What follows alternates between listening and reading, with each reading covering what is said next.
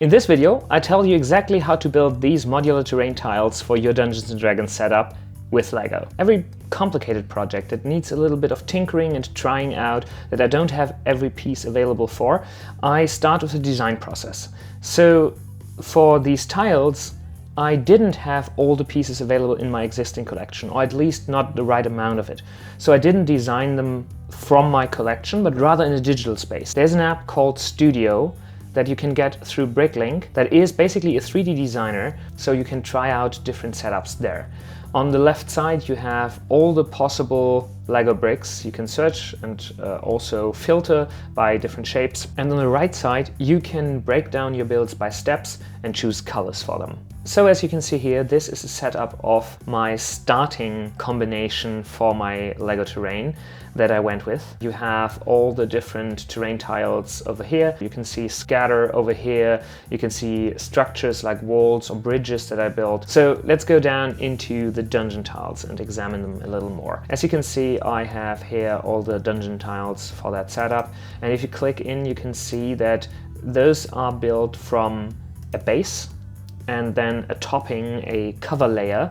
And the cover layer is individual, but the bottom base is the same in all the pieces, which is good if you're iterating on your design, because you might figure out that you want a different color for the base, or you want maybe other connectors to try out different combinations, also based on pricing information regarding all the different parts. So you can change one of these base plates and they will change in your whole configuration and still have them separate from the cover. If we look at them from the top, you can see that there are repeated patterns in here. There are two different phases where I changed design until the finished product. The first step where I changed up this design was actually when purchasing these bricks through Bricklink, because I noticed that some tiles are cheaper or harder to get, and so I changed the quantity of those around. I got a feeling for how many I would need, and then the second time was when I actually built them, because I didn't want like copies of each other.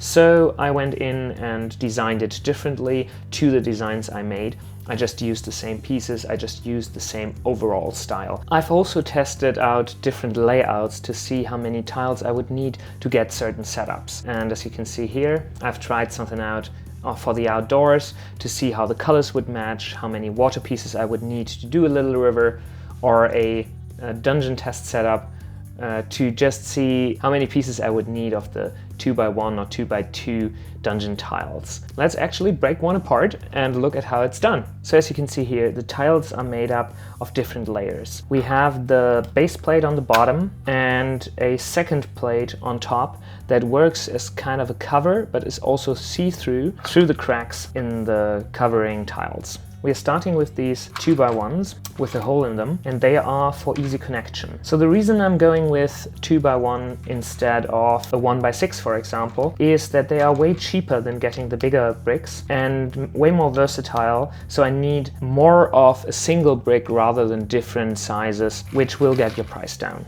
They line up perfectly beside each other. You can see, of course, they are lining up perfectly, but they are also lining up quite nicely with half an overlap, which works well with the smaller pieces. They are also lining up perfectly with scatter, where you might have a stud in the middle to be able to connect it everywhere. And so that works well with this design as well. Next we'll get some single stud bricks for the sides to close this off. I'm not going to the full side, but rather have this where each tile can be connected to everything else at exactly the same points.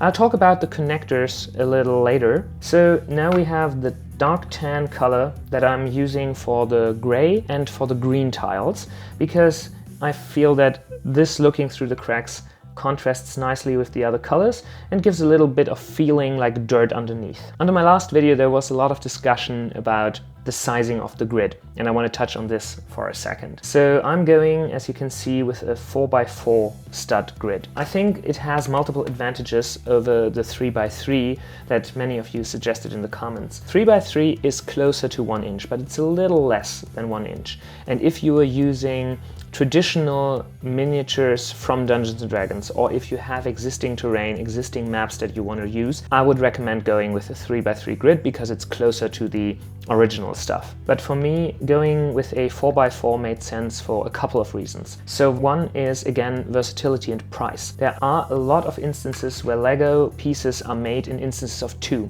So 1x2, 1x4, 1x6, 2x2, 2x4, 4x4, and so on. A lot more often than there are instances of 3. So you can get a lot of more pieces. And also if you think about scaling that up, that helps get the price down and make it easier to combine stuff. And also with the side connectors, having an even number of studs makes that easier as well, because if you want to build like a single grid with a 3x3, you would need to have something to connect that is a single brick in the middle.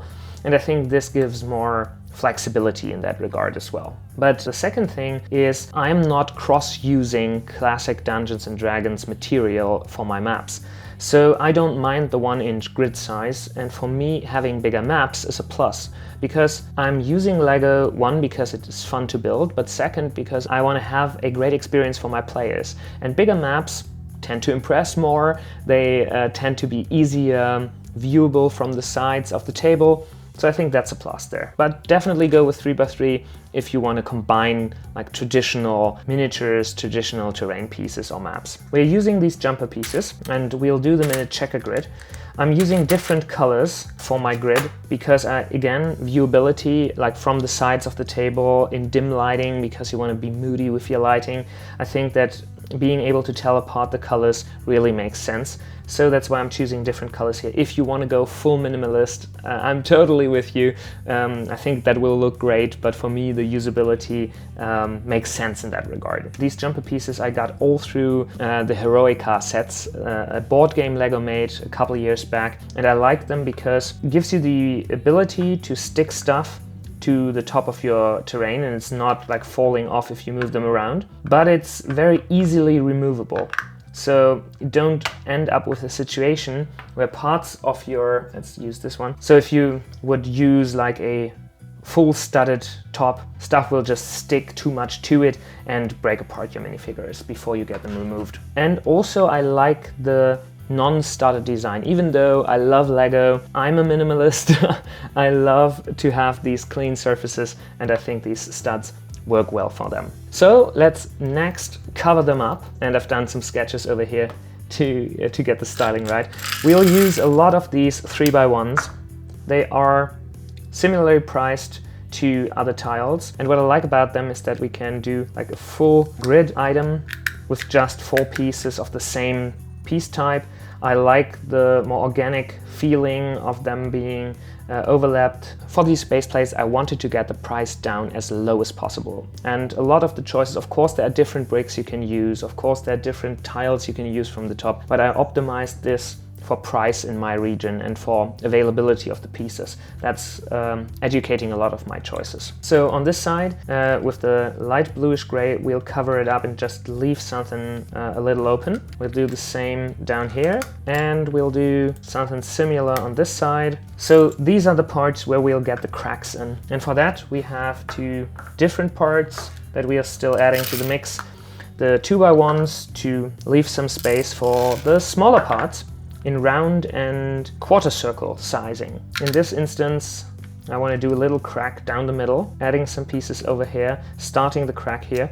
I'm always trying to start a crack in one tile and end it in another, so it feels more organic. And so if you imagine this like a real floor tile and something folds down, cracks the surface, then the cracks of course wouldn't stay in one grid, they would move across. I'm still using the same colors for one grid though. I'm not crossing that over because then it would crack the surface across, but it would not mix the colors.